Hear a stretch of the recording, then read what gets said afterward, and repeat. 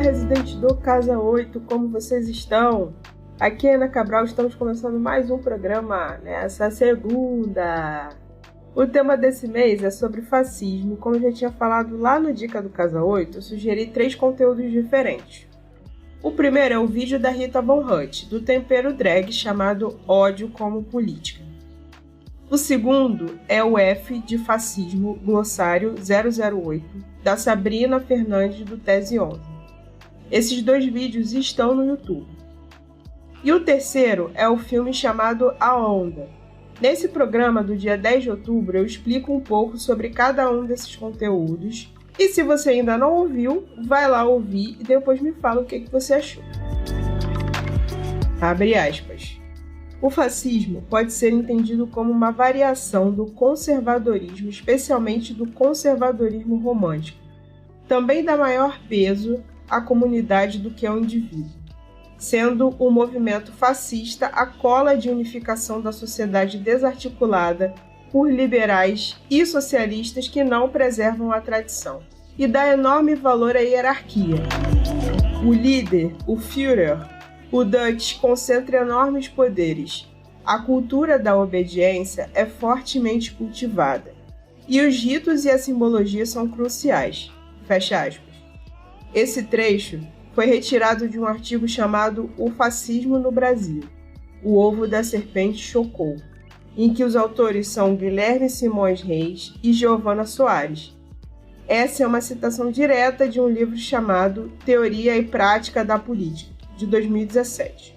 A matéria de 16 de janeiro de 2022, do G1, noticiou o crescimento em 270% de grupos neonazistas nas redes sociais no período de janeiro de 2019 a maio de 2021. Segundo a antropóloga entrevistada e responsável pela pesquisa, Adriana Dias, existem pelo menos 530 núcleos extremistas no Brasil.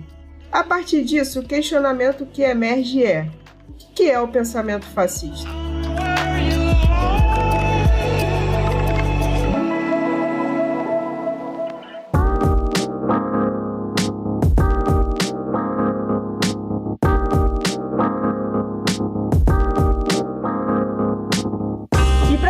Com a gente hoje eu trouxe uma paulista que faz super o corre dela, doutoranda pela PUC de São Paulo na área de educação. O nome dela é Cristiane Fairbanks, filósofa, advogada, professora e pesquisadora.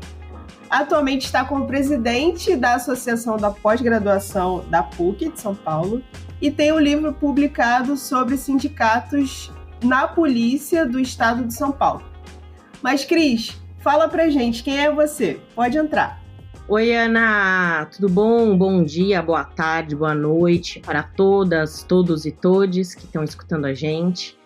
Para mim é um prazer estar aqui contigo. Nós somos apresentadas por um amigo em comum, né? Exato. E amigos em comum que têm feito uma trincheira bonita aí em torno de um ideal maior que a gente acredita, que é a democracia, enfim, que é a liberdade, que é a educação. E fico muito feliz por esse encontro e poder estar aqui hoje com vocês. Você me apresentou por aquilo que eu faço, por aquilo que atualmente eu faço, mas eu não sou só isso, né? E eu acho legal já me apresentar na dimensão humana que eu tenho, porque a gente brinca no doutorado que existe vida além do currículo Lattes. Com certeza. É uma brincadeira nossa, mas eu sou mãe de uma guria de 10 anos, eu sou gateira e cachorreira, então eu tenho bichos de todas as espécies aqui no meu mini zoo de casa. Eu gosto de nadar, adoro uma piscina e cair dentro d'água. Eu gosto de filmes, eu gosto de assistir filmes no cinema, gosto de séries, música. A gente é muito mais do que só aquilo que a gente faz profissionalmente. E eu acho importante já pontuar essa dimensão, porque esse é um dos papos que a gente vai levar hoje, né, Ana?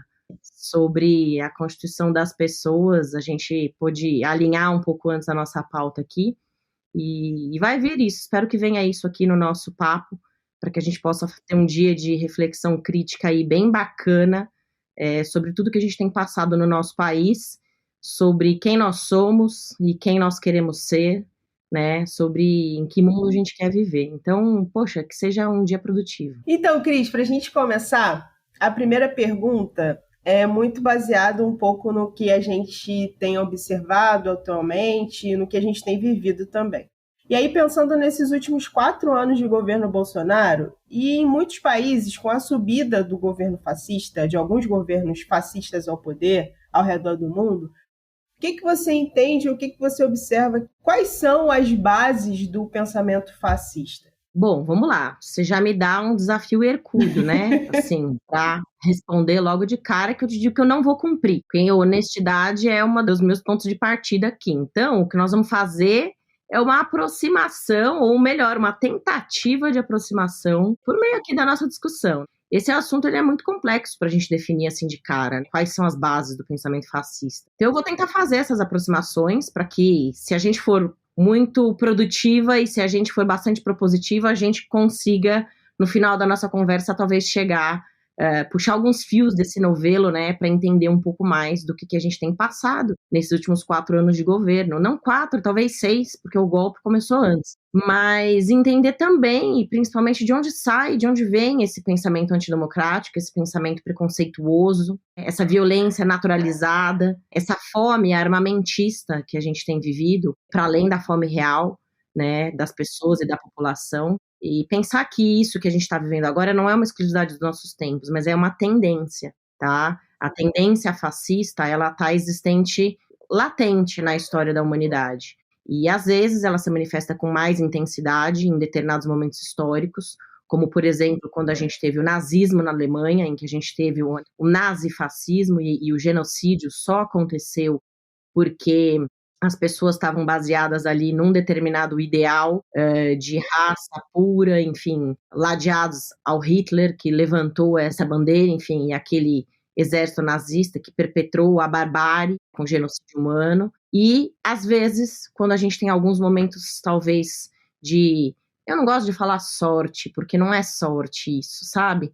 Mas de uma construção política sólida e de uma compreensão maior e de uma participação popular mais intensa na política e nos locais de decisão, essa tendência fascista ela se recolhe, ela é devolvida aos ralos de onde ela nunca deveria ter saído.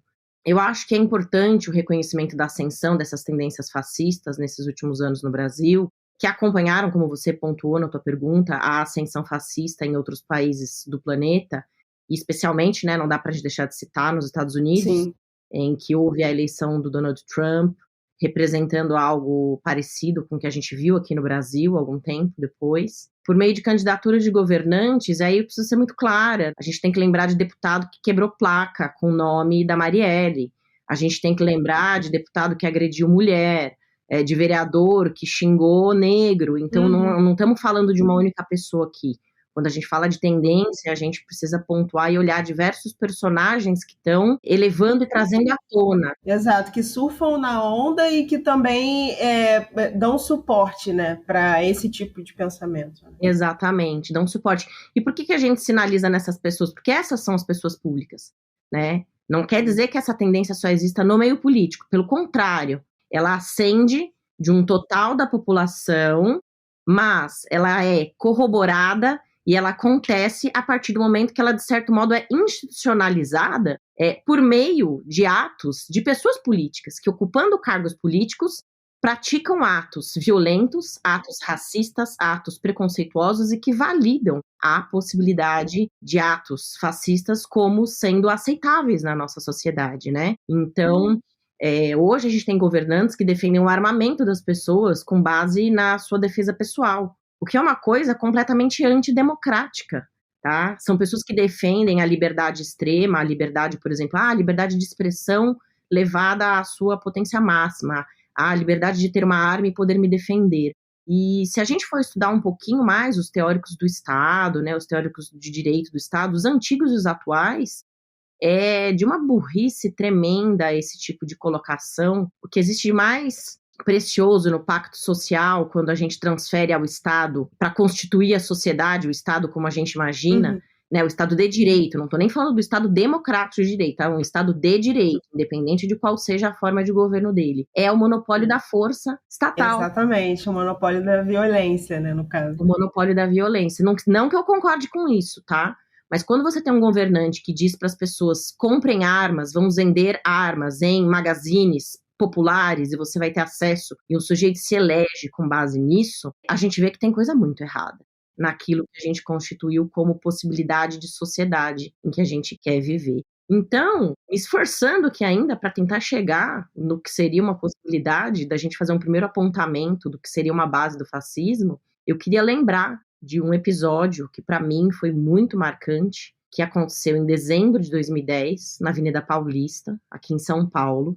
E eu falo com muita tristeza, porque eu lembro que eu fiquei realmente tocada quando vi essa notícia. Eu falei, poxa vida, e eu vou aqui explicar no contexto, você vai entender o porquê da minha tristeza. A gente vinha de uma série de possibilidades de ascensão das minorias, e aí minorias, vamos deixar muito claro que são minorias não numericamente, mas minorias em esferas de poder, como pessoas negras, como as mulheres, como a população LGBTQIA+, por meio da construção de legislação favorável ao respeito e à observação dos direitos dessas pessoas. E aí a notícia que eu recebi foi de um jovem, identificado como sendo um rapaz gay, que teve uma lâmpada, daquelas lâmpadas, sabe aquela lâmpada comprida, fluorescente, quebrada na cabeça. Simplesmente andando na rua. E ele recebeu uma lâmpada quebrada na cabeça, e aí ele caiu, ele se defendeu, tentou se defender, caiu no chão, recebeu chutes e socos de um grupo de jovens como ele, que estavam ali. E aí ele diz assim, né, eu fui retomar pra gente conversar aqui as reportagens da época, ele diz, na hora em que ele olhou, o agressor já estava com a lâmpada, ele não teve como se defender, foi uma coisa assim realmente... Foi muito rápido. Foi muito rápido. E aí ele caiu, tentou se defender, colocou a mão no rosto, já sangrando muito, porque lâmpada é uma coisa agoniante até de você pensar. E aí outras pessoas vieram para cima dele, e aí ele recebeu uma outra lampadada e ele conseguiu se defender. E o grupo rodeou ele ali, começou a rir dele. Ficou claro no decorrer do inquérito policial de que ele foi agredido, porque ele foi identificado na rua como uma pessoa gay, uma pessoa não heteronormativa, e ele disse que ele só conseguiu sair, levantar e sair daquela situação porque ele foi acudido por um segurança ali, enfim. Depois esses jovens foram localizados, identificados, levados à delegacia, e durante o registro do boletim de ocorrência, né, um dos rapazes, um adolescente de 16 anos, a gente já tinha, talvez com menos intensidade, mas a gente já tinha acesso ali à internet em 2010, a coisa constituída. Eu falo porque eu sou uma geração que na minha juventude de 20 anos, nos anos 2000, a gente estava começando esse acesso. Estava engatinhando. Era mato, a internet era só mato. A internet era só mato. E esse rapaz, já nas redes sociais, enfim, publicamente, tinha frases dele dizendo, um soco vale mais que 1000 palavras.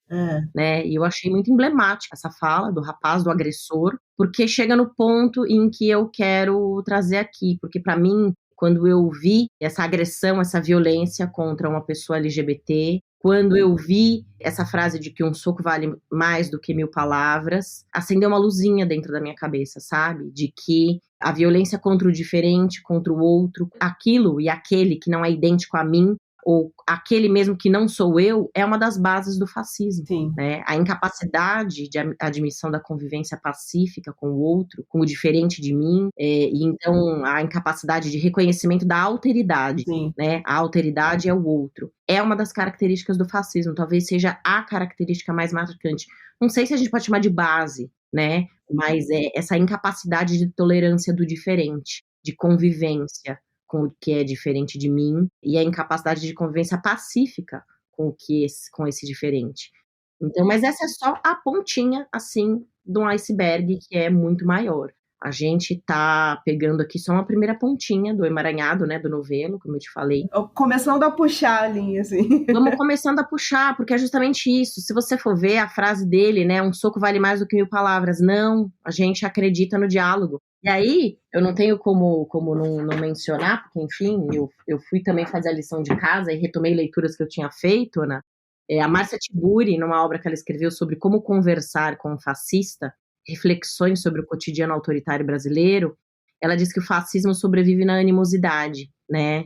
Então é muito importante, porque se a gente concordar com o sujeito, porque a tendência nossa seria de reagir, né? A gente tem que reagir, mas a gente não com as mesmas ações e talvez não na determinada intensidade. A discussão, acho que a minha proposta de discussão com você hoje aqui vai mais ou menos por aí, né? E aí ela diz nesse livro que a política, ela não é uma produção simbólica, como muitas vezes parece crer, né? Parece querer crer. Mas que a democracia tem que ser pensada como um laço amoroso entre as pessoas, que podem falar e que podem se escutar. Não porque elas sejam iguais. Exato, e que são diferentes de mim, de você, enfim. Justamente, ela diz não porque sejam iguais, mas porque deixaram de lado as suas carapaças de ódio e quebraram o muro de cimento onde as suas subjetividades estão enterradas.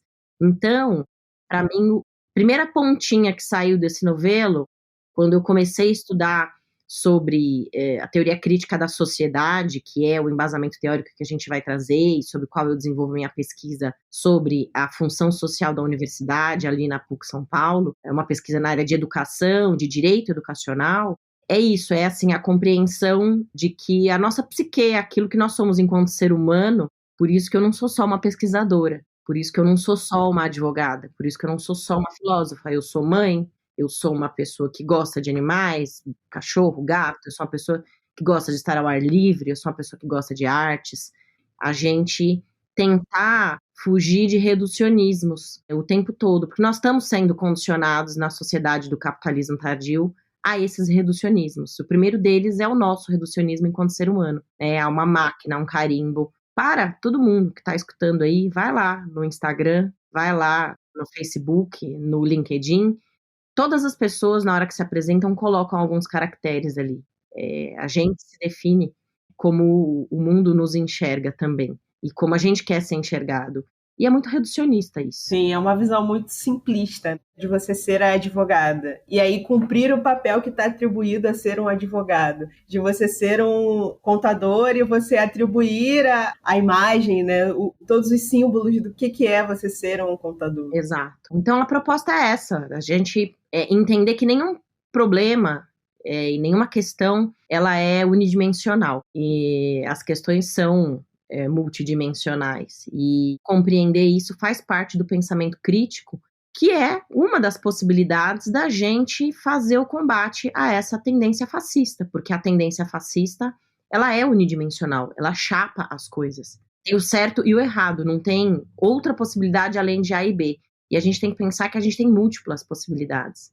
A sociedade em que a gente vive hoje, sociedade industrial do capitalismo tardio, constituída da maneira como a gente está constituída, a família como base nuclear do sistema social, os estados constituídos como estados democráticos, alguns estados de direito, alguns democráticos, outros nem tanto, né? São possibilidades de escolha histórica e política que foram feitas num passado recente, no qual a gente já nasce. A gente já nasce nesse caldo social, mas a gente, com um pouquinho de reflexão crítica, consegue e pode perceber que não é a única possibilidade existente, né? E aí eu gosto sempre de olhar para os povos originários, eu gosto sempre de olhar para as tribos, para quem viveu num passado não tão distante do nosso, de alguma maneira diferente do que a civilização ocidental que a gente vive. E que teve a sua terra tomada, teve sua cultura, uma tentativa, né, forte da sua cultura ser apagada, né, da sua identidade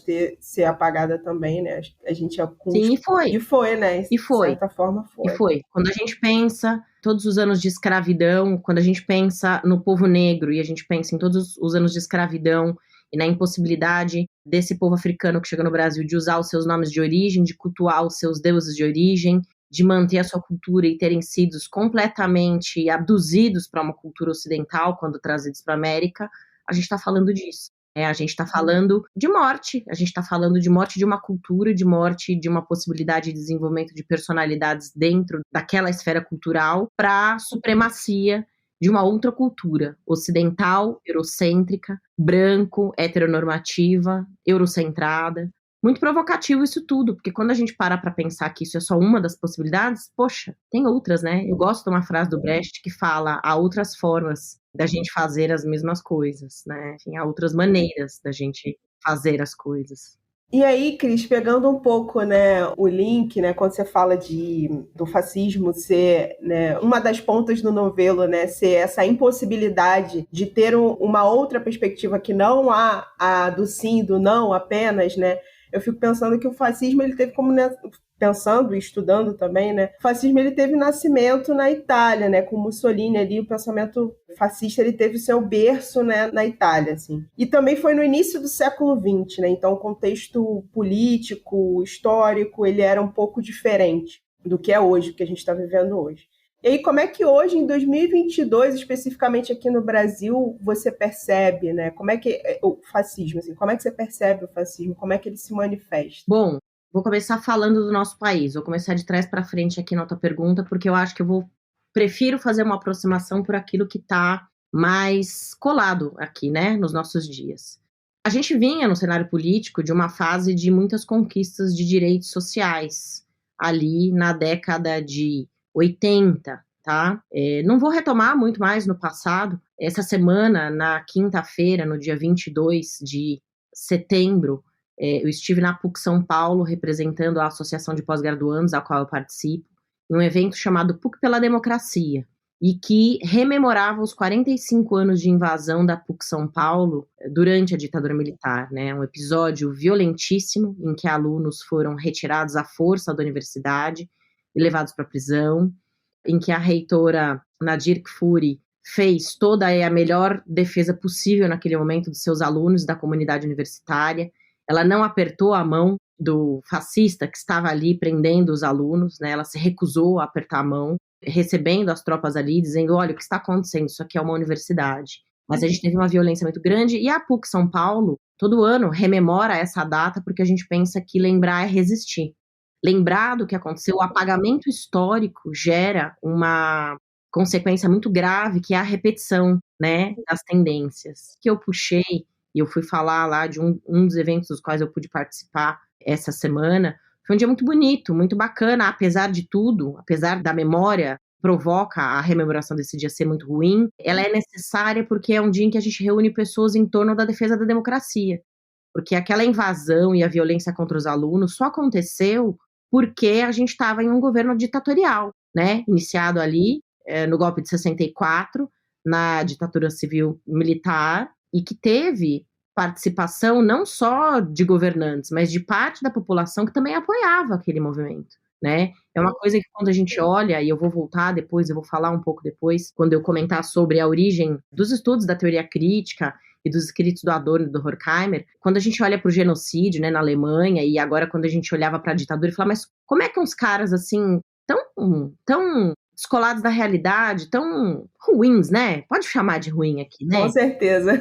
Ascendem ao poder. Com certeza, pode falar. Né? Como é que gente dessa péssima qualidade ascende ao poder e consegue dominar a cena de uma forma em que a situação fica... Tem apoio, né? Tem apoio. Quem é o doido que apoia um negócio desse, sabe? Você tendo aí um mínimo de vontade política, de querer aprender, entender um pouco. E quem que acha isso bacana? E teve apoio ali. Hitler teve apoio. As tropas de Hitler tiveram apoio para fazer a invasão dos outros países e capturar todos os prisioneiros, levar para os campos de concentração, obrigar a trabalho forçado e trucidar as pessoas em câmara de gás. A ditadura civil-militar no Brasil de 64 teve apoio, tanto que ela perdurou durante mais de década. E a gente só foi poder entrar num movimento positivo, que é o que eu vou falar daqui adiante, quando teve uma reorganização de forças políticas, através de uma ação política coordenada, em que as pessoas, já não mais se conformando com aquele status quo, falaram, não, a gente tem que mudar isso daqui.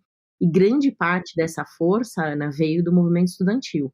É muito importante que a gente lembre disso, que no Brasil a gente conseguiu se livrar da ditadura, principalmente por causa da reorganização do movimento estudantil.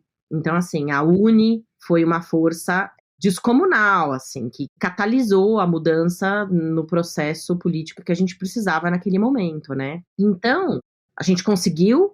A PUC foi invadida naquele dia, 22 de setembro de 77, justamente porque ela permitiu o que não estava sendo permitido em nenhuma outra universidade, ela permitiu a reordenação de forças do movimento estudantil numa reunião que aconteceu e também sediou a reunião da SBPC. E também participava com grupos de outras universidades nessa reordenação do movimento estudantil nacional, não só o eixo Rio, São Paulo, Belo Horizonte sempre teve uma força maior, porque a gente sabe, eu estudo a Universidade Brasileira, a gente tem um problema, que é uma herança desse período ditatorial também, de que as universidades se concentram nos grandes centros metropolitanos. A gente não tem universidades no país inteiro. A gente sabe, as pessoas se deslocam para estudar. E, de certo modo, ali naquele momento isso foi positivo, porque aqui se reordenou a força, né? E, enfim, com base nessa reordenação de forças, a gente conseguiu sair da ditadura, a gente entrou no movimento Diretas Já, e a gente vinha num cenário político de uma fase de muitas conquistas de direitos sociais. Porque a gente teve, depois do movimento, ou concomitante ao movimento Diretas Já, a Constituição Federal de 88, e isso já num cenário jurídico, com a retomada de um processo democrático, com as primeiras eleições livres depois de um período ditatorial longo. Sim, de mais de 20 anos. Aí. Mais de 20 anos, exatamente. E que naquele momento eleger representantes legitimamente eleitos pelo povo, coincidindo com o surgimento da Constituição. Então, assim, um momento altamente democrático no nosso país, em que aquelas tendências fascistas tinham sido, de certo modo, abafadas e, repito, devolvidas ao ralo de onde elas nunca deveriam ter saído.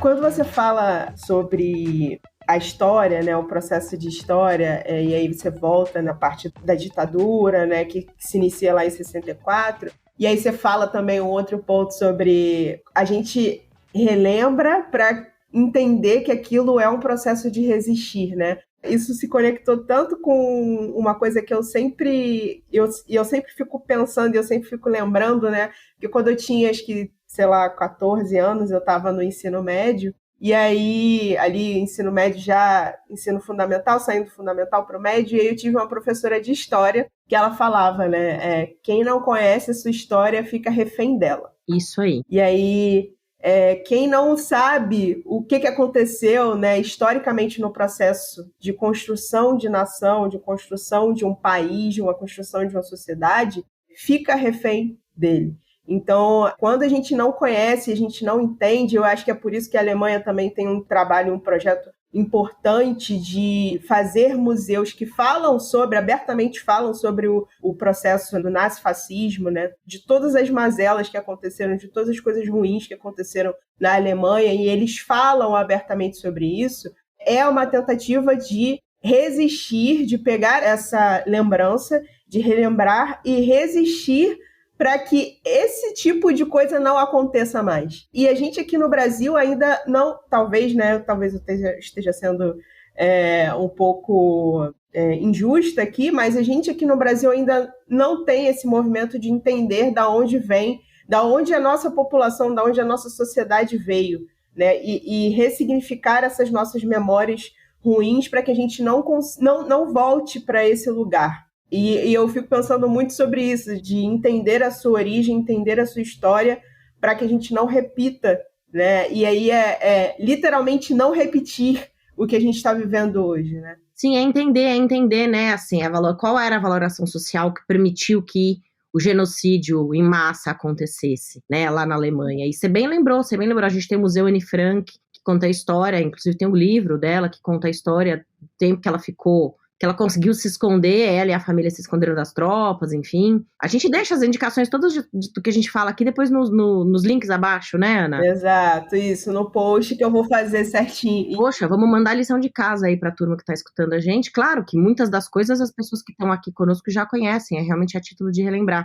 E tem o Museu do Genocídio lá, né? Onde eram os campos de concentração, a gente tem lápides ali levantadas para que seja lembrado o tanto de vidas que se perderam ali, que eram vidas que iam para a vala comum, que eram despejadas ali depois de terem sido exterminadas nas câmaras de gás. Talvez eu concorde em parte contigo. Com certeza, falta muito trabalho nosso, né, enquanto sociedade civil e como historiadores e como juristas e como professores, educadores, no sentido de constituição de uma memória que permita o conhecimento geral daquilo que foi a ditadura civil-militar no Brasil.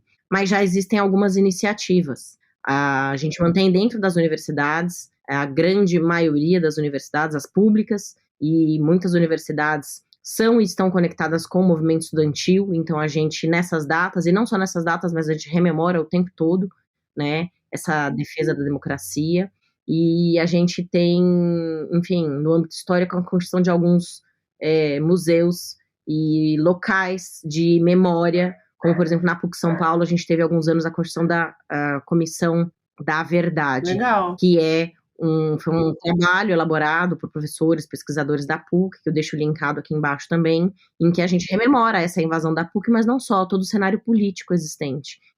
Também um pouco trabalho nosso de buscar esse conhecimento e levar para os nossos alunos, para a aula, para o nosso convívio social, enfim, para pessoas, para a mesa da família, aquela família tradicional brasileira, em que o tio do pavê fala que vai votar naquele candidato X, porque vai poder comprar a metralhadora na loja da esquina. Uhum. Esse tio do pavê merece conhecer a Comissão da Verdade, sabe? Eu acho que assim, é um prazer nosso poder apresentar para essas pessoas que talvez não estejam tão antenadas, né? Porque não tiveram, em algum momento, a possibilidade de conhecer, de escutar, de discutir. E principalmente porque eu acredito, eu desafio, a gente não tem que convencer ninguém que é de esquerda ou ninguém que tenha consciência de classe social. Essas pessoas, elas já estão ao nosso lado. A gente tem um trabalho de levar o conhecimento e abrir os campos de discussão com as pessoas que são diferentes de nós. Nós não podemos cair no mesmo engodo do outro lado, da direita, da extrema-direita, de que não convive e não pode falar e de que não há possibilidade de diálogo com o diferente. Muito pelo contrário, porque aí a gente vai estar aprofundando a rachadura, a lacuna, a distância, a gente vai estar abrindo muito mais o fosso entre nós e o outro diferente. Então, eu acho que o trabalho político que a gente tem para fazer agora, eu estou me antecipando aqui já, mas é de levar conhecimento dessas coisas todas, né? De discutir, falar, nossa, mas você sabe que foi assim? Mas você sabe que de onde você tirou essa informação? Então, muito mais também questionar, não combater de frente só, sabe? Eu vou chegar num ponto aqui em que a gente fala sobre tolerância, que a gente não deve ter tolerância com os intolerantes, não, quando a gente trata da questão da violência. Mas, no mais, eu acho que o nosso agir deve diferir bastante do agir da extrema-direita, para que justamente a gente não aprofunde esse fosso, né? Com certeza. E vire um abismo, né? E a gente não consiga um abismo. Acessar, né? E vire um abismo. Mas eu queria retomar, porque eu acho que eu não fui ainda a fundo no que você me perguntou de como é que ela se manifesta no Brasil, né? O caso do rapaz que foi agredido, enfim, lá pelos idos de 2010, 2012, agora não me falha aqui a data, mas na filosofia a gente tem uma teoria que é a teoria do pêndulo, né? Ela vem, inclusive, do que é a física, de que quanto mais forte se arremessa um pêndulo para um lado, com a mesma força ele vai retornar para o outro. E ele vai permanecer pendulando, se movendo de um lado para o outro até que ele chegue a um equilíbrio estático. E quando eu vi a notícia do rapaz LGBT sendo agredido na Paulista, eu me questionei, gente, mas por que isso está acontecendo? E aí, eu rememorei, organizando o material para cá hoje, que, assim, precedeu muito rapidamente. E, na verdade, naquela data estava sendo discutido no Supremo Tribunal Federal a possibilidade de união homoafetiva entre pessoas do mesmo sexo. E ali se constituía, a gente estava no meio de um campo político de luta para a constituição dos direitos das pessoas LGBT. E no meio, em que nem ainda havia direitos formalmente constituídos, porque eu acho importante pontuar isso também, por parte, no aspecto jurídico, de que a conquista desse direito da união homoafetiva, ela não veio por meio do legislativo. Ela não veio. Ela veio por meio de ação judicial. Ela veio por meio da ação direta de inconstitucionalidade da ADI 4277 e da ADPF, que é uma arguição de descumprimento de preceito fundamental 132, que reconheceram a união estável para casais do mesmo sexo. Não foi uma coisa alegre, bacana, feliz, não discutida, debatida ou disputada. E que partiu de forma voluntária do legislativo. Não foi. Não foi. Foi com muita luta, muita briga, muito embate, sabe? E aí, assim, se você olhar, era tudo muito lindo que a Constituição Federal trazia ali em 88, né? Retomando, a gente saiu da ditadura, diretas já, a gente teve a Constituição de 88 estampada com direitos sociais e fundamentais maravilhosos, colado inclusive na Declaração de Direitos Humanos, que é produto da Constituição posterior à Segunda Grande Guerra e ao Holocausto. A nossa organização normativa estava toda muito bonita, toda muito bacana. Só que também, de certo modo, toda muito etérea, né? Porque ela trazia direitos de igualdade por meio de normativas, mas ela não previa muito de que forma que a gente ia ter igualdade entre homens e mulheres.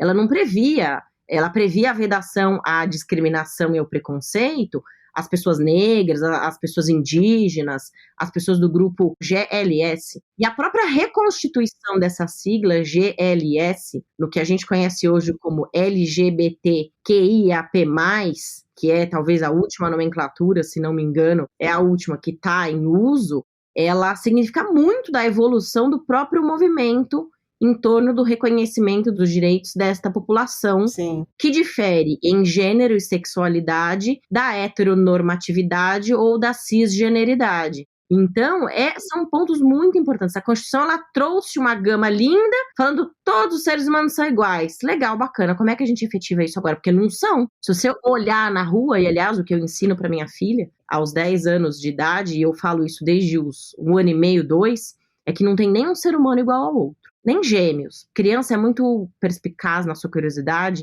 e tenta sempre derrubar os nossos argumentos, pelo menos a minha, né? Tô tentando dar uma formação crítica aqui desde o berço. Proporcionando leituras, filmes, discussões. Sim. Por que você gosta disso e não gosta daquilo? Sabe? Mas a resposta que eu recebo é contestação. Sério? Tá bom? Eu acho que vem contestação e eu acho muito legal, porque quer dizer que tá funcionando. Tô fazendo uma pessoinha pensar. E o que eu sempre disse pra ela, e que eu levei vendo que funcionava com ela, eu falei, por que não funciona com o ser humano adulto? Nós não somos iguais, Ana. Não somos iguais. Eu e você temos em comum algumas coisas e não temos outras milhares. Nem gêmeos, retomando o exemplo da criança, são iguais. Pode ter uma pintinha no rosto, né? Gêmeos idênticos, univitelinos e tal. Nesse questionamento de criança tentando quebrar o meu argumento de que não há 2 seres humanos iguais. Não há. Se a gente for falar biológica, genética. Nas suas subjetividades não existe. Biológica, geneticamente, biopsicossocial, na sua construção biopsicossocial, porque mesmo às vezes dentro da mesma casa saem irmãos e pessoas formadas com diretrizes diferentes. A gente vê que às vezes a gente luta dentro da própria família com pessoas que são de extrema direita. Então, eu acho muito importante entender essa questão de como esses direitos iam ser constituídos, por quê? O que eu vejo que aconteceu e o que pode ter sido, de certo modo, um gatilho para levantada de tendências fascistas. Justamente a Constituição e a consolidação de direitos positivamente legitimados no ordenamento jurídico brasileiro em defesa das minorias. E aí eu queria fazer aqui um asterisco muito importante, porque quando eu falo de minorias, eu estou falando de mulheres. Aí você fala, poxa, mas mulher não é minoria, nós somos 52% da população. Mas quantos nós somos no Congresso? Quantas nós somos CEOs de empresas? Quantas presidentes mulheres nós já tivemos? Uma única. E aí a gente fala de pessoas pretas, pessoas negras, pretas e pardas. E aí você fala, mas é a maioria da população brasileira. Pela pesquisa do IBGE, 68% da população brasileira é preta ou parda. Brancos são minoria. E por que eu considero essa população como minoria? Porque eles também, como as mulheres, não ascendem aos locais decisórios. A população indígena não dá pra gente falar que não é minoria numérica. É minoria numérica, porque foi e continua sendo exterminada, tá? Eu tive essa semana também um outro encontro com o pessoal do Pindorama, da PUC, que é a comunidade indígena. O Pindorama é um programa de acolhimento ao indígena na universidade, na PUC São Paulo. E eu saí de lá estarrecida com as histórias que eu escutei, sabe? A gente não tem ideia. Quando a gente fala de racismo e de homofobia, a gente meio que dimensiona o preconceito e a violência. A gente não faz ideia de como violentas são as ações contra a população indígena. A gente tá antenado nas notícias e tudo, mas assim, é muita violência, é extermínio há 500 anos. Então, eu olho para essas minorias, que acho que agora já tá explicada que não são minorias, e para a constituição dos direitos dessas pessoas, e mais, eu vou além, porque a gente tem que pensar que é um atravessamento, né? A grande maioria das pessoas pretas e pardas tem uma dificuldade, historicamente, em conta do racismo estrutural, de acesso a estudo à educação e às universidades. A população indígena também se vê marginalizada com relação. E a gente sabe que numa sociedade industrial do capitalismo tardio, a ascensão econômica acontece por meio da educação. Então, o atravessamento acontece de que forma? Essas populações, de certo modo, a gente está fazendo um recorte aqui, talvez biológico, genético, fenotípico e tal, falando de mulheres, negros, indígenas, não é fenotípico, mas é sociológico quando a gente fala de pessoas LGBTQIAP+, mas é um atravessamento geral dessas populações também por uma questão de classe social. Na grande maioria das vezes, coincide de que boa parte dessas pessoas também sejam de uma classe social menos abastada, a classe social trabalhadora. E a gente não pode descolar eu entendo que a gente não pode descolar essas lutas. Não é invalidar a luta de nenhuma das minorias, que tem que se constituir em suas particularidades, mas é entender também que existe uma luta maior e uma pauta maior, que é da consciência de classe social, da classe trabalhadora, que pode e deve unir essas minorias naquilo em que se constitui como propositiva para a gente sair da situação em que a gente está. E foi o que a gente viu acontecer depois de 88, em que a gente teve uma guinada, talvez um pouco mais à esquerda, e muito depois de 88, vamos combinar, tá? Porque a gente teve a primeira eleição de um presidente que veio da classe popular só em 2002. E o que aconteceu em 2002, depois da constituição de um governo de esquerda no Brasil? A gente teve também a constituição de uma série de políticas públicas voltadas para a classe trabalhadora, que elegeu aquele presidente, que foi Luiz Inácio Lula da Silva, como Bolsa Família. Na área da educação, que era que eu estudo, a gente teve ProUni, FIES, que foi elaborada enquanto o Fernando Haddad era ministro da Educação. A gente teve a construção de diversas universidades federais e públicas. A gente aumentou a possibilidade de acesso da camada trabalhadora à universidade, o que dentro do sistema industrial capitalista tardio estava permitindo a ascensão econômica dessa população ao acesso a bens que antes só eram permitidos a outras classes sociais. E aí, então, foi quando a empregada doméstica foi pra Disney. E aí, então, foi quando o aeroporto começou a ficar cheio de gente que tava de chinelo. Segundo o Guedes, ministro da Economia, o atual ministro da Economia, foi quando o aeroporto virou rodoviária. Exato, isso aí, né? Isso aí. Olha que colocação, olha o poder simbólico das palavras. Então, assim, a empregada doméstica poder ir à Disney era um absurdo para uma determinada classe social. Como assim eu vou dividir o avião com alguém que, é diarista, sabe? Bingo! Não é alguém que... Como eu vou dividir o avião com a minha diarista? Porque a questão, Ana, é sempre muito próxima. Não é alguém que eu desconheço. É alguém que é muito próximo, mas que é muito diferente de mim. E que vai acessar as mesmas coisas que eu acesso. E a gente tem no Brasil uma questão muito colonial, serviçal, que inclusive não existe no mundo e que denota o quanto a gente é colonialista e o quanto a gente é agarrado em valores colonialistas, sabe?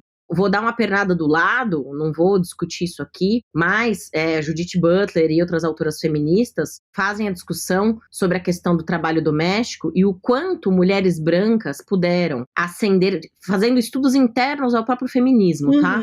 Quanto mulheres brancas puderam ascender, o quanto mulheres brancas, para ascender socialmente, poder acessar esferas de poder como universidades ou mesmo mercado de trabalho, dependeram do serviço de mulheres pretas para cuidarem dos seus lares e fazerem o trabalho doméstico, tá? São questões que vão se entremeando e vão, assim, a gente pode abrir discussão aqui e não acabar nunca esse nosso papo, mas assim, dando um passo atrás e voltando, aquele momento em que a gente teve pela primeira vez um governo de um sujeito que surgiu da classe popular, a gente teve uma visão. Maria Carolina de Jesus dizia, né, a gente precisa no poder de alguém que tenha passado fome. A nossa poeta brasileira, poeta escritora do Quarto de Despejo, a gente precisa de alguém no Brasil que tenha passado fome. E aquele momento foi o momento em que acendeu uma pessoa que passou fome. E aí, aquele governo começou a fazer todas aquelas proposições de políticas públicas. Foi o momento em que o país saiu do mapa da miséria, do mapa da fome. Eu gosto sempre de um exemplo que a gente estudou juridicamente, que às vezes eu dou em aula. No governo da Dilma, já posterior ao governo do Lula, baixou durante alguns meses, pouquíssimos meses, a taxação sobre a linha branca. Eu não sei se você sabe o que é a linha branca, eu também não sabia, eu fui... Não. Aqueles eletrodomésticos, como geladeira, fogão, micro-ondas, enfim. Sim. Durante o governo da Dilma, durante poucos meses, a gente teve... Olha, eu vou zerar as taxas de impostos sobre esses bens. E aí foi a primeira vez que muitas pessoas que moram em favelas, que moram em comunidades, que moram puderam acessar eletrodomésticos e, vamos dizer assim, abastecer as suas casas com um pouco mais de conforto do que tinham até lá, porque ficou super barato, né? As lojas populares, as redes de lojas vendiam, assim, de fila na porta. E o que isso é? É acesso à qualidade de vida a uma população que nunca teve essa qualidade de vida. E exatamente, você pontuou o incômodo de uma forma muito perfeita. É como eu vou sentar no avião do lado de uma pessoa que lá fora é meu serviçal. E isso denota dos valores sociais que a gente tem arraigados, do caldo social em que a gente foi constituído. Esse acesso aos bens, ele não fez com que a classe trabalhadora virasse classe média. Ele só permitiu o acesso da classe trabalhadora a esses bens que ela nunca podia, até aquele momento, podia acessar. E eu acho que isso criou, sim, uma crise de identidade na classe média e arriscaria dizer que a felicidade do povo trabalhador pode ter sido um gatilho social, de certo modo, para a ascensão também de tendências fascistas, desse discurso de, mas por que o outro, diferente de mim, tem o mesmo que eu tenho? Eu não sei se você lembra de um vídeo da Marilena Chaui, um vídeo de 2012, em que ela viralizou isso muito tempo, a gente linka ele aqui depois também, que eu gosto sempre de assistir de novo.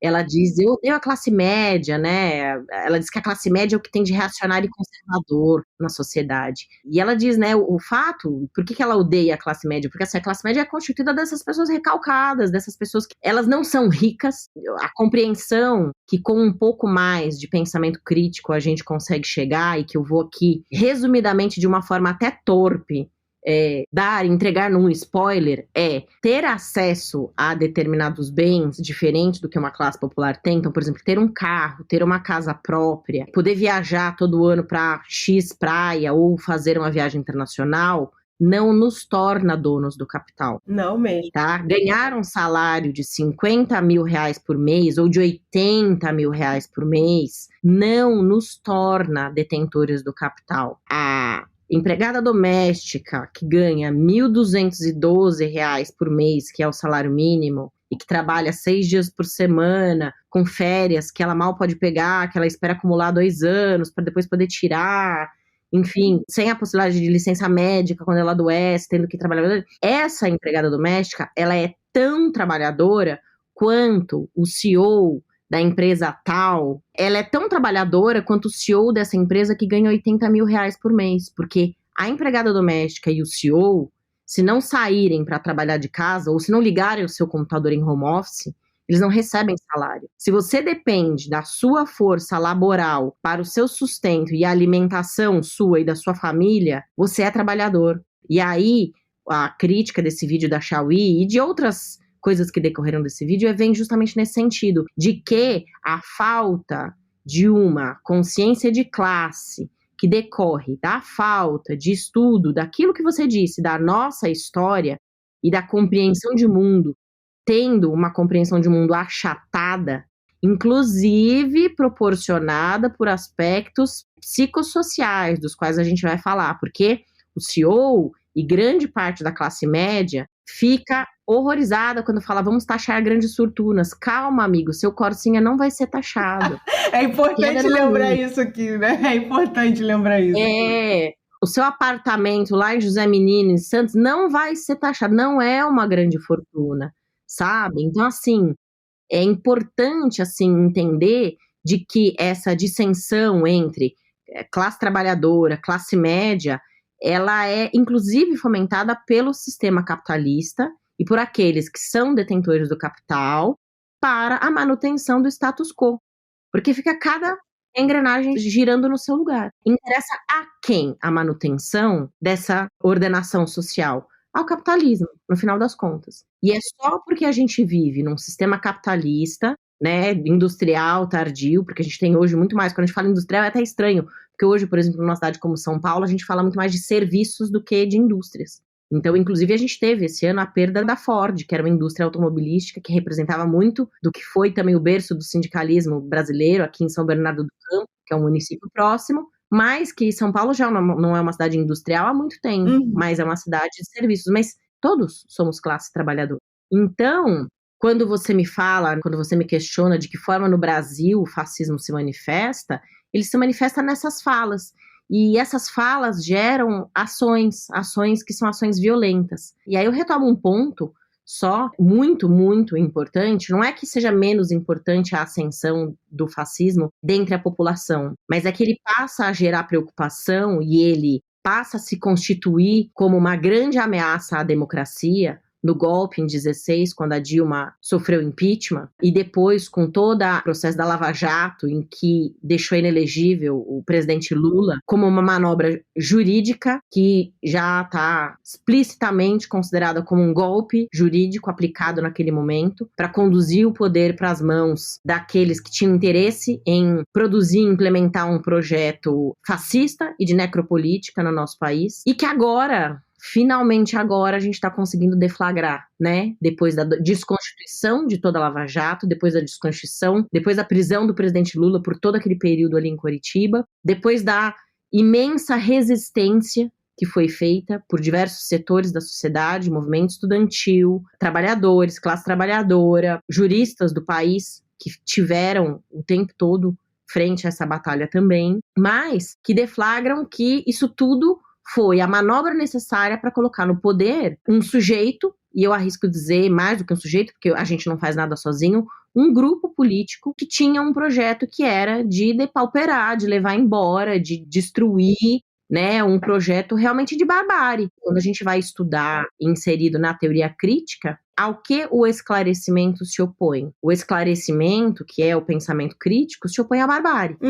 Que a barbárie é o todos contra todos. Eu não admito a diferença. O outro é diferente de mim, então eu preciso exterminá-lo. E só fazendo um contraponto, no governo Lula, foi o momento em que a gente saiu do mapa da fome. Deixou de ter miseráveis. Você sabe, Ana, o que é considerado um miserável? O que é considerada miserabilidade pela ONU? Não sei. Eu vou te contar porque é assustador. Eu fui ler... Não sei a definição, sim. Não, mas é bacana, traz a definição para nós também, mas assim, numericamente, tá? A ONU considera a extrema pobreza miséria hoje, tá? Dia 24 de setembro de 2022. Quem vive com menos de $1,90 por dia. O que a gente, convertendo para o Brasil...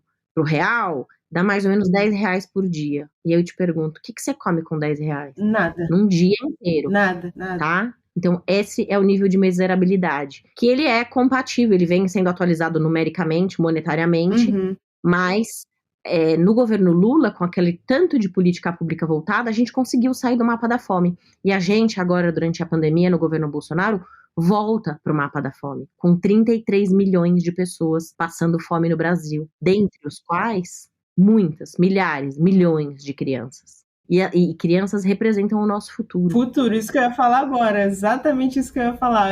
São as crianças que representam justamente o nosso futuro, o futuro de uma nação, o futuro de uma sociedade que está passando fome hoje. É muito triste, é muito triste. É tristíssimo, porque isso tem consequências gravíssimas no médio e no longo prazo. A desnutrição infantil, ela atrasa o desenvolvimento infantil em cada etapa da vida. Para te trazer dados aqui que eu vi, do segundo inquérito nacional sobre insegurança alimentar no contexto da pandemia da Covid no Brasil. É um inquérito realizado pela Rede Pensan, divulgado no início de junho. São dados que a gente tem lá na região norte do Brasil, onde está localizado o Amazonas, é a mais atingida pela má distribuição de alimentos. Atualmente, 71,6% da população sofre com a insegurança alimentar, enquanto a fome extrema, que é essa miserabilidade, faz parte do cotidiano de 25,7% das famílias. É algo em torno de 4,6 milhões de pessoas. São informações da BBC News, agora, de julho de 2022. E aí, dentro dessa mesma reportagem, a gente encontra um dado de uma pesquisadora, Márcia Machado, pesquisadora, professora do Departamento de Saúde Pública da Faculdade de Medicina da Universidade Federal do Ceará e membro do Comitê Científico do Núcleo de Ciência pela Infância. Ela diz que o cérebro de uma criança se desenvolve de uma forma muito intensa no período que vai da gestação até os 5 anos, e que a desnutrição pode ter impactos profundos nesse processo. Em casos mais graves de privação longa, que é o que a gente está vendo, porque a gente está na pandemia há quase 3 anos, a pandemia não acabou.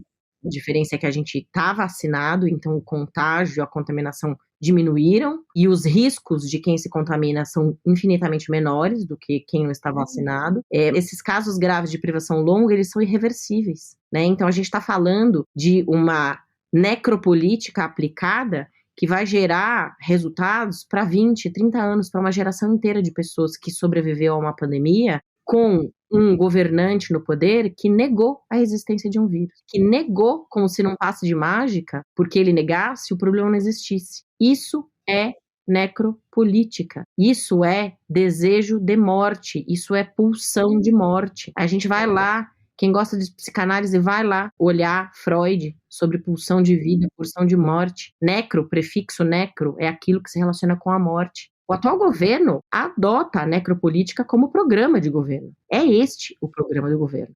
Tudo que a gente viveu durante a pandemia, do presidente se postar dizendo que era só uma gripezinha, o sujeito fazendo deboche com pessoas com falta de ar, dizendo que não pegava aquilo porque ele era atleta, dizendo que, eu não sou E coveiro. o caso de Manaus também, né, dos cilindros de ar também, Exato. para poder socorrer as pessoas, né, que estavam Da chegando. falta de abastecimento, né, do desmonte do SUS. Você Exatamente. já pensou como teria sido o enfrentamento à pandemia se a gente não tivesse o SUS, que foi um programa constituído lá atrás, naquele governo de esquerda? Aquele governo de esquerda. Seria infinitamente pior. Seria bem pior. Então, e por que eu voltei nesse ponto aqui? Porque o sujeito que diz que não é coveiro, que isso é só uma gripezinha, e que nega um fato que é real diante dele, ele demonstra uma desconexão não só com a realidade, mas uma desconexão principalmente com o povo, com a população a qual ele representa. Né? E aí a gente retorna, é o eterno retorno, tá? Retorna para o espectro que eu chamei a atenção inicialmente, da incapacidade de reconhecimento da alteridade, do outro, do diferente. E aí, vou aproveitar esse momento para me embasar um pouco aqui na teoria crítica, porque eu venho falando disso, mas só pontuando, e eu não entrei nela, eu acho que a gente talvez não consiga aprofundar, mas eu deixo aqui como ponto de curiosidade para quem queira depois saber mais. Lê Adorno, Horkheimer, Marcuse, lê o Walter Benjamin, que são autores, sim, excepcionais. Quem são esses caras que constituem o que a gente chama hoje de teoria crítica da sociedade? E aí, faço minha homenagem aqui ao Ivan, que foi o amigo que nos apresentou em comum, porque como eu é pesquisador. Sim, maravilhoso! Da PUC São Paulo, e me pôs esse desafio. E nós estudamos sobre esse referencial teórico da teoria crítica da sociedade. Quem foram esses teóricos? Eles foram autores, em sua grande maioria alemães, enfim, europeus, que no contexto, durante ainda a guerra, a invasão das tropas alemãs, enfim, e depois no contexto pós-guerra, foram se exilando e foram exilados nos Estados Unidos e constituíram um determinado grupo, um instituto de pesquisa, e passaram, influenciados pelas teorias marxistas, mas também por Freud, porque a gente tinha ali, naquela década, naquele período histórico, também a ascensão da psicanálise como uma nova ciência e como uma possibilidade dentro da medicina, que abre um amplo espectro para o entendimento hoje de uma porção de coisas que a gente vê de uma forma diferente do que foi no século passado. Eles elaboraram uma série embasada nessas teorias, e não só nisso, e embasados também na observação dos fatos, que foi o genocídio, que foi o holocausto, que foi a barbárie ali realmente do extermínio nazista. Eles se debruçaram também sobre aqueles fatos para entender, mais ou menos como a gente está fazendo aqui, nesse nosso papo, por que isso aconteceu? Como isso foi possível que isso acontecesse? Tendências estavam presentes ali que permitiram a ascensão daquelas determinadas pessoas ao poder que tomassem medidas que, passado o evento crítico, que foi a guerra, a barbárie, o holocausto, nos fizessem refletir que aquilo tudo podia estar errado, podia não ser a melhor escolha ou opção de civilização e de sociedade que a gente teria. E aí eu tenho uma obra muito bacana para recomendar para vocês, que são os estudos sobre a personalidade autoritária do Theodor Adorno. E a produção dessa obra, dessa pesquisa, que ele não realizou sozinha, mas realizou com outros autores ali também, daquele instituto de pesquisa, se iniciou em 1944, né, o momento em que muitos dos membros da primeira geração da teoria crítica estavam instalados nos Estados Unidos, fugidos da perseguição nazista alemã. Naquele momento, o contexto de preconceito antissemita no país contra os judeus, que contava com mais de 4 milhões de judeus, né, e era 3,5% da população nacional, era notável, né, a intolerância coexistindo paralelamente aos princípios da democracia. Então, é a partir desse considerado antissemitismo social, já ali eles lotados nos Estados Unidos, que o mote de pesquisa desse livro, do Personalidade Autoritária, ele é constituído, culminando numa questão. E aí é a questão que a gente se pôs aqui. Por isso que eu quis emparelhar a nossa conversa para chegar nesse momento. Seria possível um fenômeno análogo ao nazifascismo em um país democrático como os Estados Unidos? E aí eu me permito aqui, Ana, eu sei que a entrevistadora e a provocadora é você, mas eu vou fazer uma provocação a você e a todo mundo que estiver nos ouvindo. Seria possível um fenômeno análogo ao fascismo em um país democrático como o Brasil, nos dias de hoje? Então, eu vou puxar um pouco disso que você falou com o episódio de dica do Casa 8 sobre o fascismo, né? Nesse episódio vão ter 3 sugestões de conteúdo para as pessoas entenderem um pouco mais sobre o que é o fascismo. E eu já vi 2 vezes o filme chamado A Onda. Não sei se você já viu. Sim. Mas é muito bom, Muito assim, bom. e ilustra de uma forma muito boa, assim, para você entender como que o fascismo se estabelece. E aí, no início do filme, tem um aluno que ele debocha do professor falando que é impossível na Alemanha, nos dias atuais, né? O filme é de 2008, então é impossível a Alemanha voltar a ter um regime fascista, nazista, enfim, como foi, né, na época de Hitler. E ele debocha disso na aula, falando com o professor. E o professor rebate para ele falando que você acha impossível? Então a gente vai começar a ter umas mudanças na aula. E aí, a partir disso, o filme se desenrola. A graça do filme é justamente essa, porque ele mostra as sutilezas, né? Sim, não dá spoiler, hein? Não. Não, eu tenho que ter esse cuidado aqui, né? Mas, assim, o filme, ele mostra... Vamos lá assistir a Onda. Vamos lá assistir. Mas, assim, o filme, de modo geral, ele mostra como é fácil, dando um spoiler aqui, galera, mostrando de uma forma muito clara como que o fascismo, ele se estabelece, não nas relações interpessoais. Muito mais facilmente do que a gente crê que ele possa se estabelecer.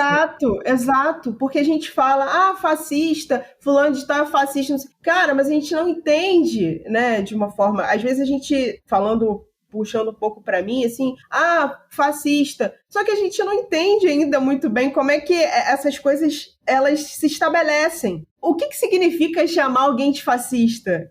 Da onde vem essa ideia de fascismo? Então, assim, por que isso aconteceu? Por que eu tô chamando o fulaninho de tal de fascista? São essas reflexões, assim, que me trouxeram para construir esse programa, por exemplo. Porque, para mim, às vezes falar, fascista, fulano de tal é fascista, fica um pouco distante, né? E eu não consigo... Quando a gente aterrissa, né? Porque quando você está num campo teórico, que você está discutindo questões teóricas, eu acho muito interessante que a gente que é professor e que está na linha de frente de comunicação, ou que tem um podcast, tem um canal de comunicação e quer chegar mesmo nas pessoas, descomplique. A gente não pode aceitar um dos inimigos do esclarecimento, que é a preguiça, e mastigar conteúdo e despejar ali e não deixar as pessoas pensarem. Não, isso aí é o que a direita faz. A gente informa, provoca a reflexão e dá a fonte para a pessoa ir buscar mais subsídios para entender aquilo que a gente está falando. Não é essa a minha proposta. Mas a proposta é também, às vezes, dar uma aterrissada e falar, não sei o que é fascismo, mas você sabe o que é racismo? Escuta, você sabe que você proferir palavras que ofendam uma pessoa negra, ou você sabe o que é homofobia?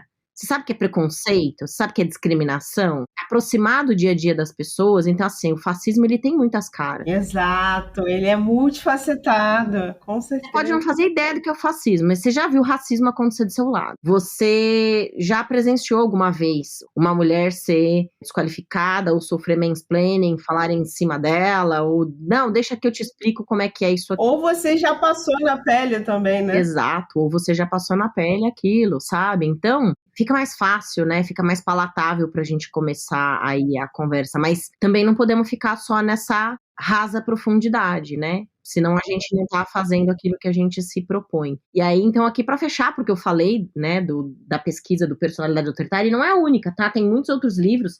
Um livro que eu recomendo para quem quer se aproximar da teoria crítica, que faz essa reflexão muito profunda mesmo, do surgimento do fascismo, do nazifascismo ali na Alemanha, que tem a ver com a pergunta que a gente está hoje aqui tentando responder, porque é você realmente olhar para trás um pouco mais do que o para trás brasileiro, só a ditadura militar. É olhar o trás do trás ali e procurar em bases teóricas coisas que podem te ajudar, não saber pelo saber, mas o saber para avançar, né? É o lembrar para resistir. Então, uma outra obra que eu recomendo é o Dialética do Esclarecimento, que é do Adorno e do Horkheimer. E é muito legal, porque a dialética é a forma pela qual a teoria crítica procura operar, é a proposta deles. O que é dialética? É a conversa, é o diálogo, é a possibilidade de você aceitar e compreender contradições dentro de um mesmo pensamento. E contradições nada mais são do que diferenças. Exatamente. É o diferente, é o outro. E aí, tem um ponto aqui super, super importante que eu acho bacana a gente entender. A proposta do Dialética do Esclarecimento tem diversos textos compilados, mas talvez o mais interessante deles, para quem queira uma aproximação, é sobre o próprio conceito de esclarecimento. E eu já adianto, não é uma leitura fácil não, viu, gente? É difícil pra caramba ler autores, primeiro que não são contemporâneos, porque a gente tem que se apropriar, mas o esforço vale a pena, porque com o passar do tempo a gente vai se apropriando da linguagem, dos saberes, do conhecimento, então o esforço vale a pena. É aquela coisa assim, primeira semana de academia ninguém gosta. Fica tudo doído.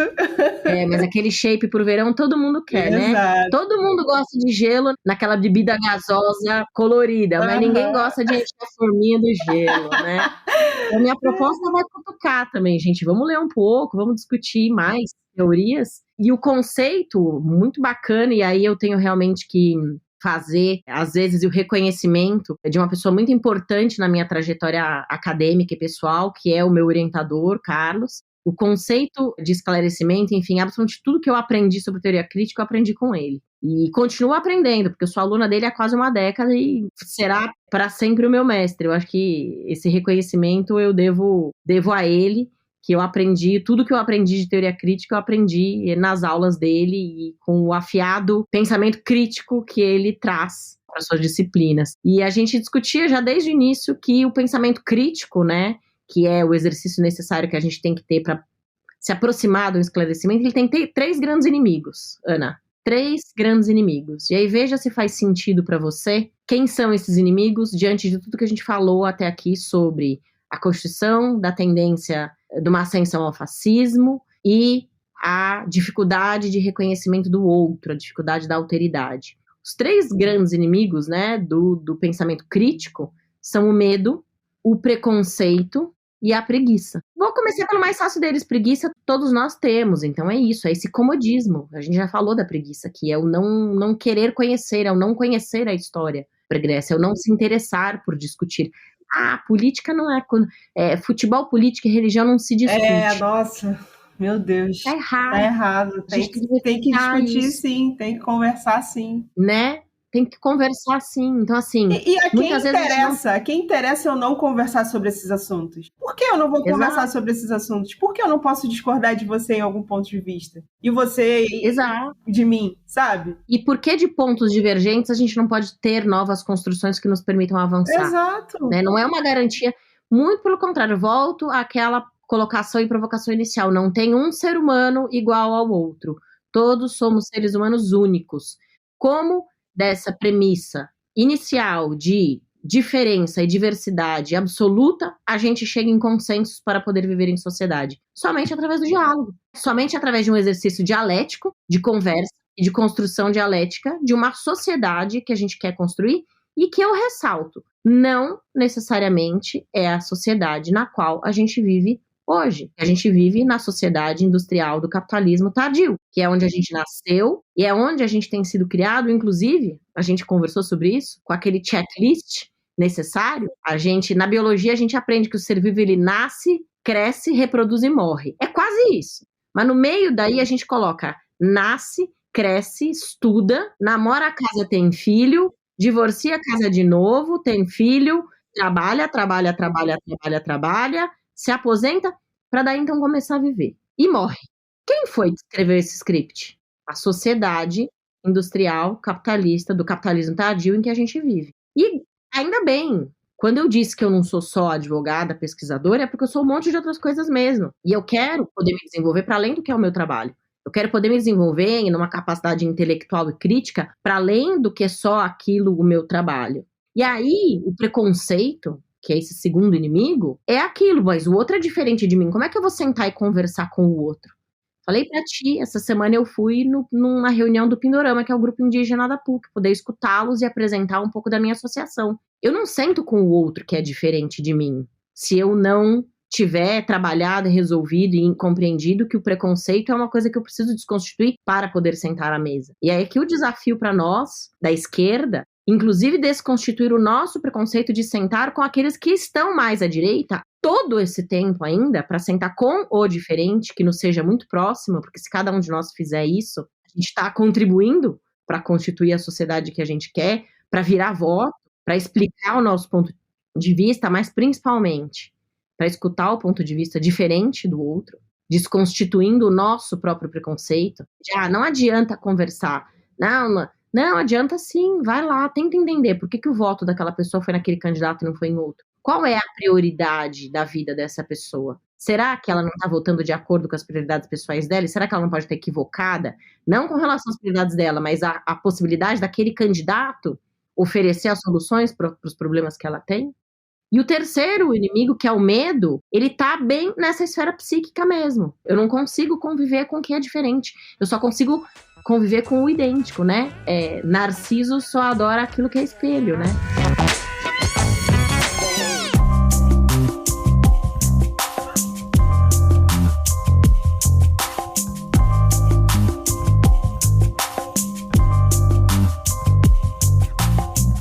E aí, com o advento da internet, redes sociais e a dita liberdade de expressão, Cris, o que você acha que ainda falta tanto do ponto de vista de lei, como de conscientização da sociedade para que a gente não volte a flertar com regimes totalitários, como foi a ditadura, por exemplo?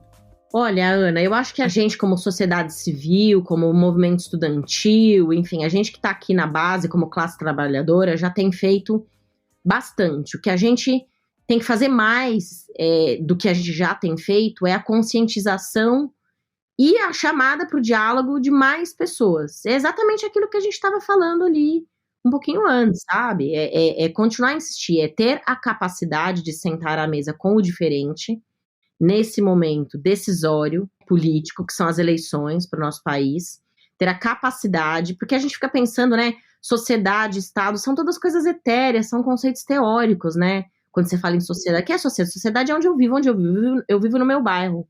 Eu vivo menos do que...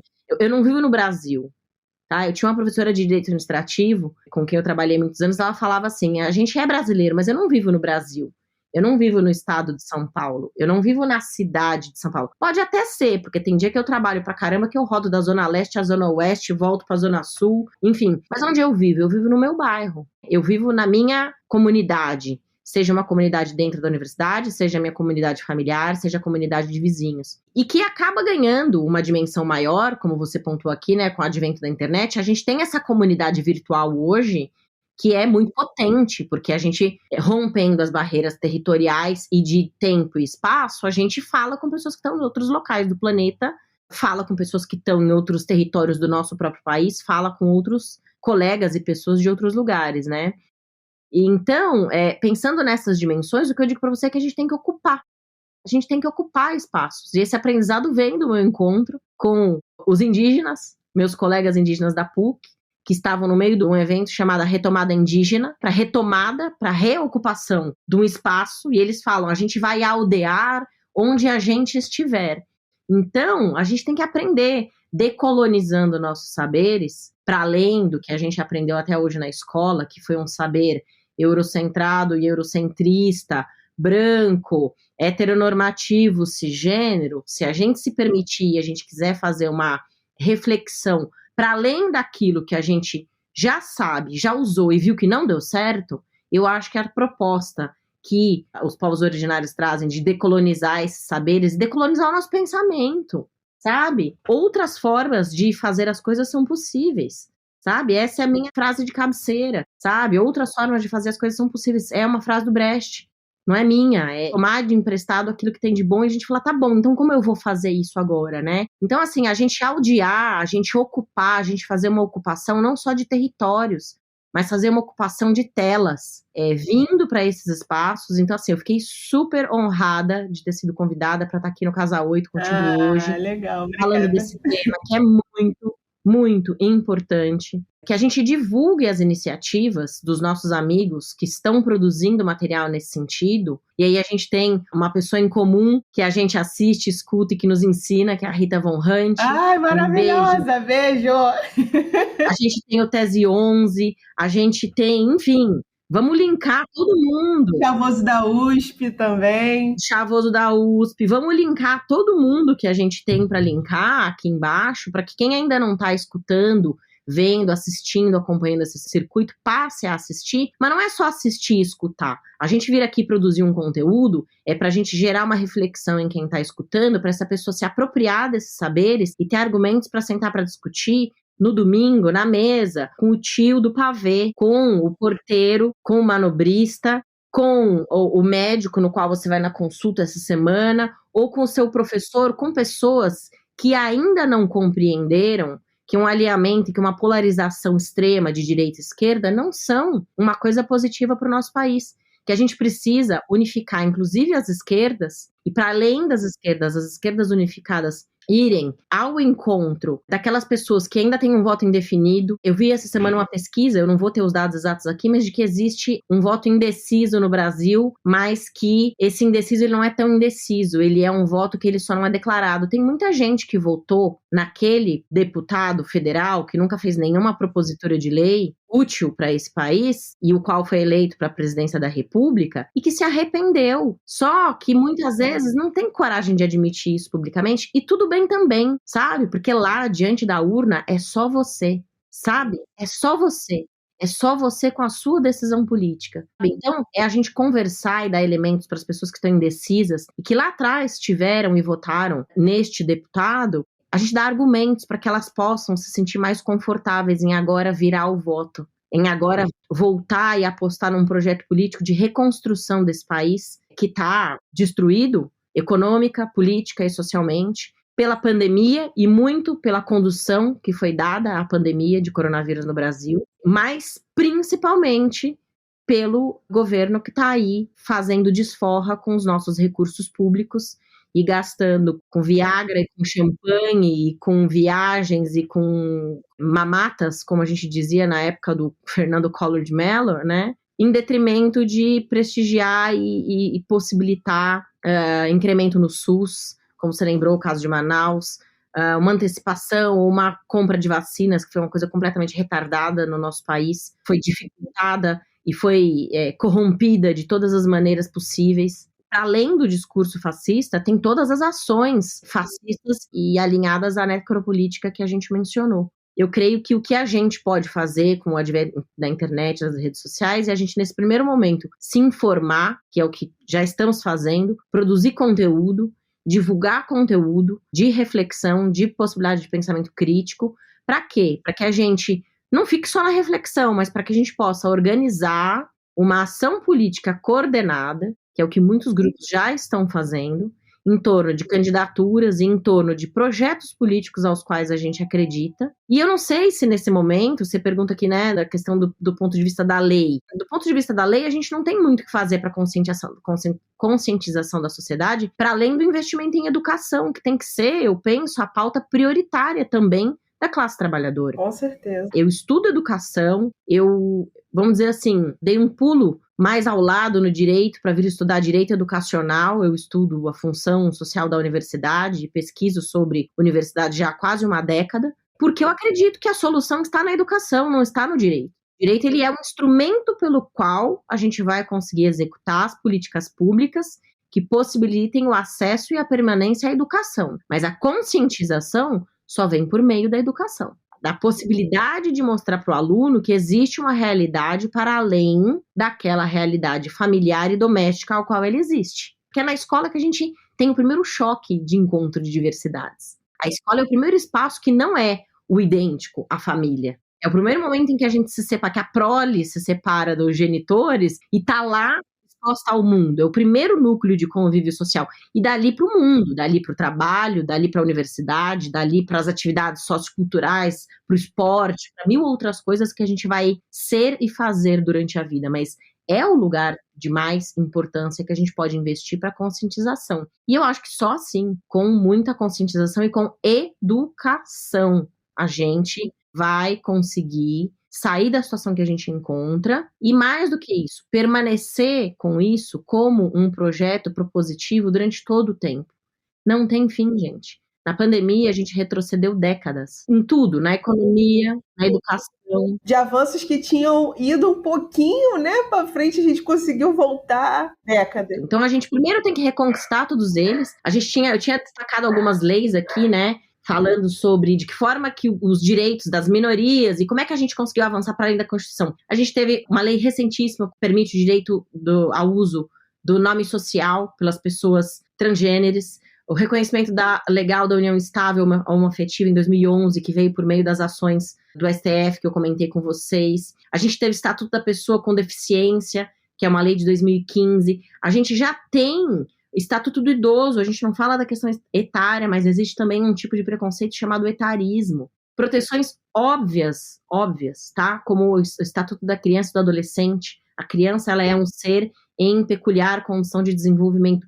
Não precisava nem dizer que precisa de proteção especial. E com relação às mulheres, infelizmente, as leis, elas são ainda pouco propositivas. Elas são quase todas leis, primeiro, para garantir a nossa sobrevivência. Então, o que a gente tem de avanço com relação às mulheres... É para garantir a sobrevivência apenas. Para garantir a sobrevivência. É a lei do feminicídio, a lei Maria da Penha, que são leis que falam assim, para um pouco, primeiro tem que viver para a gente poder buscar alguma igualdade com o outro sexo, né? Porque nós somos o segundo sexo, conforme, usando os termos da Simone de Beauvoir, somos segundo sexo, né? E não somos segundo sexo, né? Por óbvio, né?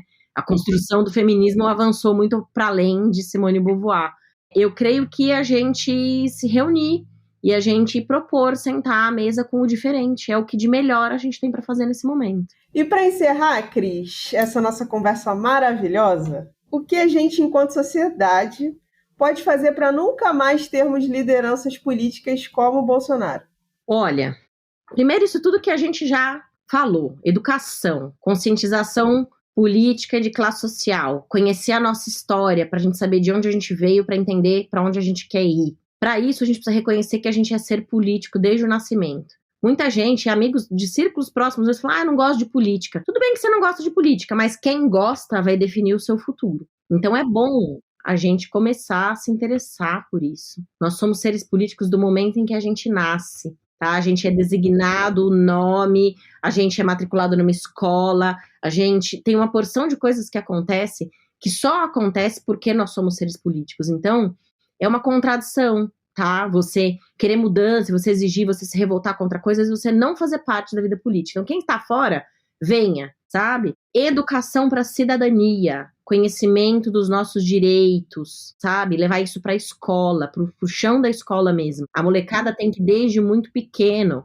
poder aprender e poder falar e poder discutir sobre direitos. Criar espaços de ambiência afetiva, para que a gente possa falar, afeto não é só amorosidade, afeto é tudo aquilo que nos afeta. Exatamente. Você pode ter um afeto positivo ou você pode ter um afeto negativo. A gente precisa de espaços em que a gente possa receber e acolher todos os tipos de afeto. Então, se o colega sofreu um episódio de racismo, ele é negro, é negra e sofreu um episódio de racismo, nós que somos brancos temos que trabalhar para criar uma ambiência em que a gente possa fazer essa discussão, né? Acolher e discutir um caso de transfobia. Então, assim, esse é o entender que o diferente é diferente, mas ele é ser humano como eu. É poder sentar à mesa com o diferente, não só para, no momento do voto, da eleição, querer entender, compreender, reverter um voto ou conscientizar a pessoa, mas também de acolher, de escutar. Falar, mas escutar o dobro também. Falar, mas escutar bastante também para entender ali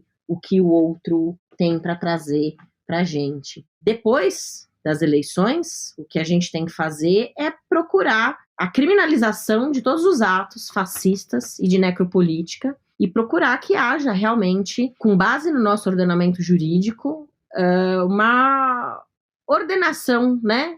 Uma revalidação daquilo que pode e que não pode no jogo democrático. Porque muita coisa que não pode foi e tem sido admitida. Então, quando a gente quer afastar uma determinada pessoa do jogo político, a gente não faz como eles fizeram, de elaborar um processo jurídico falso, embasado em nenhum fato, em falsos relatos, com um aparelhamento de um judiciário, com um aparelhamento de um Ministério Público. Não. A gente procura nas instâncias corretas, seguindo o ordenamento jurídico pátrio, toda a legislação penal, criminal, enfim, constitucional, administrativa, a responsabilização pelos atos todos que foram cometidos. Lembrando que a gente tem dentro do próprio ordenamento jurídico possibilidades de afastamento, que são a inelegibilidade das pessoas, elas não poderem mais participar da vida política, e que são instrumentos que a gente vai ter que operar com maestria quando esse processo todo eleitoral acabar. Então, eu penso que a gente deva seguir por aí. Tem uma provocação do Safakli num livro dele, chamado A Esquerda que Não Teme Dizer Seu Nome, que eu gosto bastante. Ele diz o seguinte: quando a força crítica do pensamento começa a agir, então todas as respostas começam a ser possíveis. Alternativas novas começam a aparecer na mesa. Nesses momentos, é como se o espectro das possibilidades aumentasse, uma vez que, para que novas propostas apareçam, é necessário que saibamos, afinal de contas, quais são os verdadeiros problemas. Talvez devamos colocar novamente essa questão simples. Para uma perspectiva de esquerda, quais são os verdadeiros problemas? E eu termino aqui com essa provocação. A gente tem que pensar quais são os verdadeiros problemas que a gente está enfrentando, a que a gente tem que responder daqui em diante. Podcasts são muito bons, são muito informativos, e a gente sentir que a gente está levando um pouco daquilo que a gente pensa, acredita, a gente se instrui, a gente procura saber para dividir, para compartilhar, porque quem divide multiplica saberes. Então, muito, muito bom poder constituir e construir esse saber contigo hoje aqui, viu, Ana? E, Cris, eu quero muito te agradecer a sua atenção e disponibilidade para dividir um pouquinho do seu conhecimento com a gente.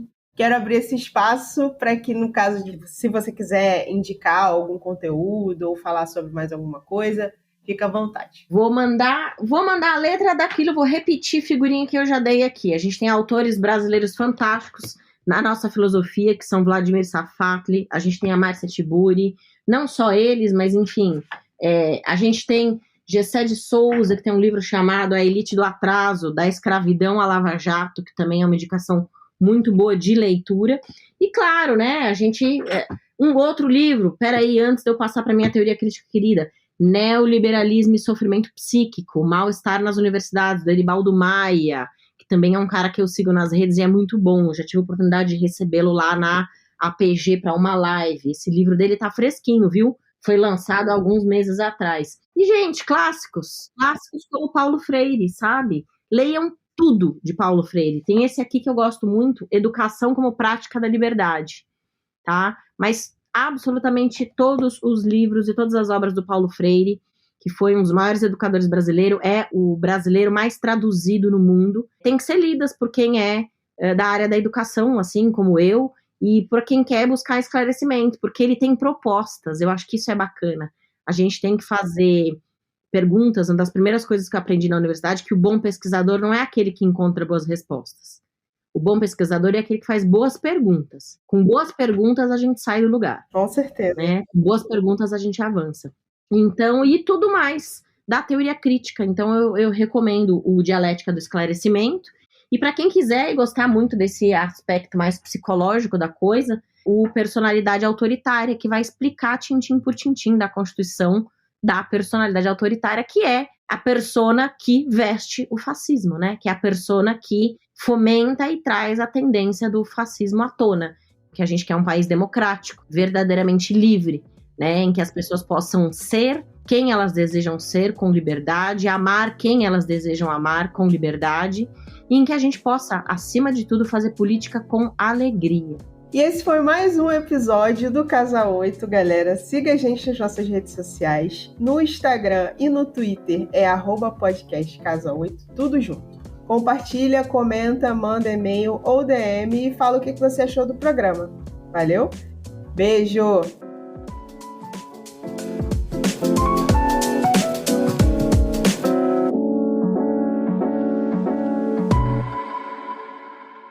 Este podcast foi editado por Tiago Augusto.